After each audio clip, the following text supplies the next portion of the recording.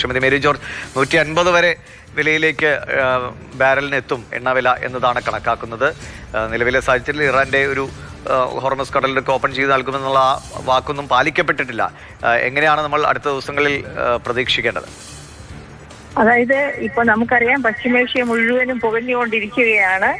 ആരും സമാധാനത്തിലല്ല. ഓൾറെഡി നമുക്ക് കുക്കിംഗ് ഗ്യാസിന്റെ വില വർദ്ധിച്ചു 60 രൂപ. അത് കഴിഞ്ഞിട്ട് പിന്നെ കമേഴ്ഷ്യൽ ഗ്യാസിന്റെ 115 രൂപ. അത് അപ്പോൾ തന്നെ നമ്മൾ പ്രതീക്ഷിച്ചിരിക്കുകയാണ് പെട്രോളിയം ഉൽപ്പന്നങ്ങളുടെ വിലയും ഉടനെ വർദ്ധിപ്പിക്കുമെന്ന്. അതായത് ഈ ഹോർമൂസ് കടലിടുക്ക് അടച്ചത് കൊണ്ട് തന്നെ അത് തുറക്കില്ല, അഥവാ അതിലെ വരുന്ന ഈ കപ്പലുകളെ ആക്രമിച്ചുകൊണ്ടിരിക്കുകയാണ്. അത് നമ്മൾ കാണുന്നുണ്ട്. അപ്പൊ അത്തരം ഒരു സാഹചര്യത്തിൽ തീർച്ചയായിട്ടും പെട്രോളിയം ഉൽപ്പന്നങ്ങളുടെ പോക്ക് വരവ് വലിയ പരിധി വരെ നിയന്ത്രിച്ചിരിക്കുകയാണ്. പെട്രോളിയം ഉൽപാദക രാജ്യങ്ങൾക്ക് ഇത് വലിയ നഷ്ടമുണ്ടാക്കുന്നു. അതിനേക്കാൾ വലിയ നഷ്ടമാണ് ഉപഭോക്തൃ രാജ്യങ്ങൾ. ഇപ്പൊ ഇന്ത്യ ആണെങ്കിൽ ആവശ്യത്തിനുള്ള പെട്രോളിയം ഉൽപ്പന്നങ്ങളുടെ 80% ഇപ്പോഴും ഇമ്പോർട്ട് ചെയ്തുകൊണ്ടിരിക്കുകയാണ്.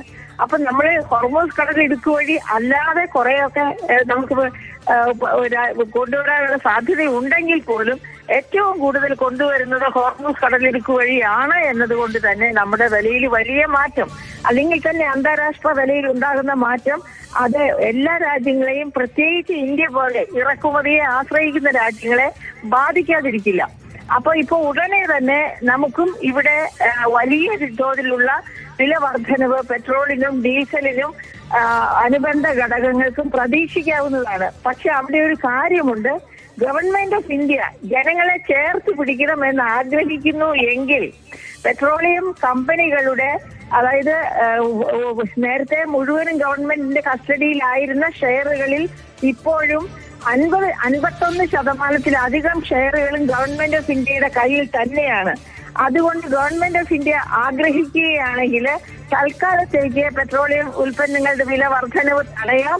ഇനി തടഞ്ഞില്ലെങ്കിൽ തന്നെയും അത് ആരെയും വലിയ തോതിൽ ബാധിക്കാത്ത രീതിയിൽ കുറച്ചെങ്കിലും സപ്രസ് ചെയ്യണം. അതായത് വില വർധനവിൽ തന്നെ ഒരു നേരിയ വർധനവ് മതി എന്നൊക്കെ വെക്കുവാനുള്ള സാധ്യത ഇപ്പോഴും ഗവൺമെന്റ് ഓഫ് ഇന്ത്യയുടെ കയ്യിലുണ്ട്. പക്ഷെ അത് ഇതിനു മുൻപ് പല സാഹചര്യങ്ങളിലും government of India, BJP government അത് പ്രയോഗത്തിൽ വരുത്തിയിട്ടില്ല. അതുകൊണ്ട് ഇപ്പൊ എന്ത് ചെയ്യുമെന്ന് നമുക്ക് പറയാൻ പറ്റില്ലാത്ത അവസ്ഥയാണ്. ശരി, വളരെ നന്ദി ശ്രീമതി.